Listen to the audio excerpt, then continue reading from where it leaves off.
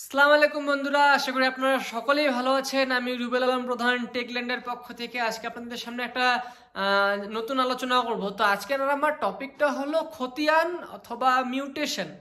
তো খতিয়ান মিউটেশনটা কি? খতিয়ান মিউটেশনটা হলো যখন আমরা একটা জমি কিনি, রেজিস্ট্রি নেই, সেক্ষেত্রে আমরা অনেকেই মনে করি যে আমাদের আর কোনো কাজ নেই। তো সেই তারপরেও কিন্তু আমাদের কিছু কাজ থাকে। আমার একটা দলিল করার পরে তো আমাদের কিন্তু অবশ্যই অবশ্যই সে দলিলের উপর যে খতিয়ানটা করতে হয়, খতিয়ানটা করে নেওয়া প্রয়োজন।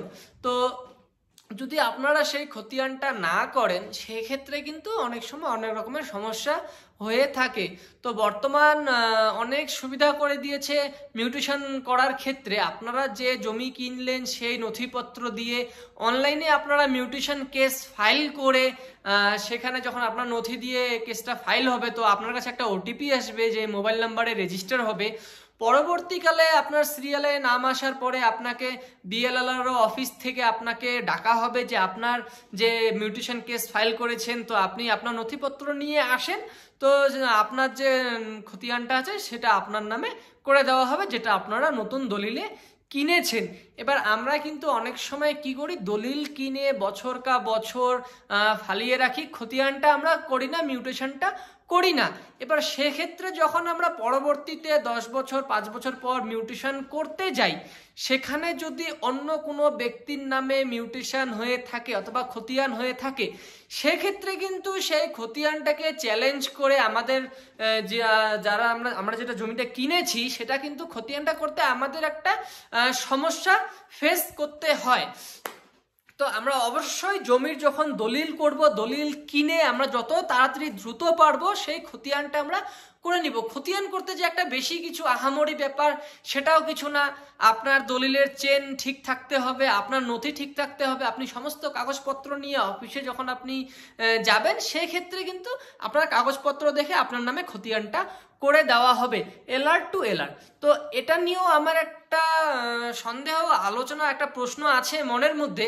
তো আমি নিজেও যখন আমার যেসব কেসে আমি রান করেছিলাম, তখন কিন্তু আমাদের যে মাল ব্লকের বিএলআর অফিসার আছে, ওনার সাথে আমার কথা হয়েছে। ওনাকে আমি জিজ্ঞেস করেছিলাম যে এলআর টু এলআর খতিয়ান করার জন্য কি কোনো ফিল্ড ইনকোয়ারি প্রয়োজন, অথবা আরএস টু এলআর খতিয়ানের জন্য কি কোনো ফিল্ড ইনকোয়ারি প্রয়োজন। সেক্ষেত্রে কিন্তু উনি আমাকে বলেছেন যে হ্যাঁ, আরএস টু এলআর খতিয়ান করার জন্য কিন্তু একটা ফিল্ড ইনকোয়ারি অবশ্যই প্রয়োজন। আবার উনি এটাও বললেন যে হ্যাঁ, এলআর টু এলআর খতিয়ান করার জন্য কোনো ফিল্ড ইনকোয়ারির প্রয়োজন নয়। আপনার কাগজপত্র যদি ঠিক থাকে, তো সেক্ষেত্রে আপনার এলআর টু এলআর আপনার নামে খতিয়ানটা করে দেওয়া হবে। সেক্ষেত্রে যার নাম থেকে খতিয়ানটা কাটা হবে, ওনাকে কিন্তু সেখানে ডাকা হবে না, প্রয়োজন পড়ে না।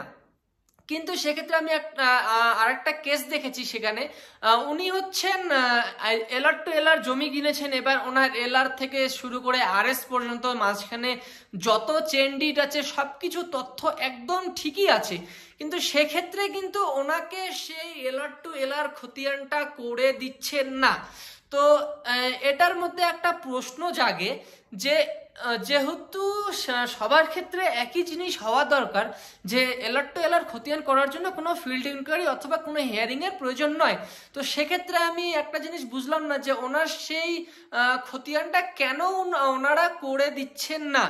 তো এখানে হয়তো অনেক সময় দেখবেন আপনারা যেসব জমি বিক্রি হয়, সেখানে কিছু লোকাল লোক থাকে, ওনাদের হচ্ছে যখন একটা বাইরের পার্টি সেই জমিটা কিনে, তো সেক্ষেত্রে ওনাকে হ্যারাসমেন্ট করার জন্য কিন্তু এইসব কাজগুলা করে থাকে। অফিসে একটা অ্যাপ্লিকেশন করে দিল যে এই জমির উপর অমুক সমস্যা আছে, এটা যাতে মিউটেশনটা ট্রান্সফার না হয়।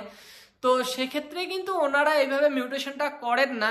কিন্তু যেহেতু ওনারা একটা এভাবে অ্যাপ্লিকেশন করেন, সেক্ষেত্রে কিন্তু একটা অবশ্যই হিয়ারিং নেওয়ার প্রয়োজন। যেহেতু ওনারা অ্যাপ্লিকেশন করেছে, এবার সেখানে কি সমস্যা, কি আলোচনা আছে, সেটা একটা হিয়ারিং এর মাধ্যমে দেখার বিষয় থাকে।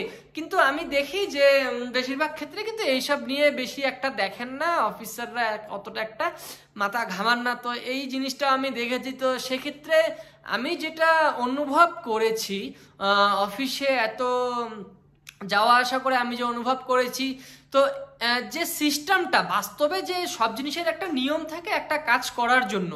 তো একটা খতিয়ান ট্রান্সফার করার জন্য যে আসলে যে কি প্রসেস আছে, তো সেটা কিন্তু কি করে হয়, কোন ধারা কোন আইনের মাধ্যমে, অথবা উনি যেটা বলেছেন এলআর টু এলআর এর কোনো প্রয়োজন নাই, তো অবশ্যই সেটার জন্য কোনো না কোনো একটা আইন আছে যে আমার এই আইনের উপর, এই ধারার উপর আমার এলআর টু এলআর খতিয়ানের কোনো প্রয়োজন পড়ে না।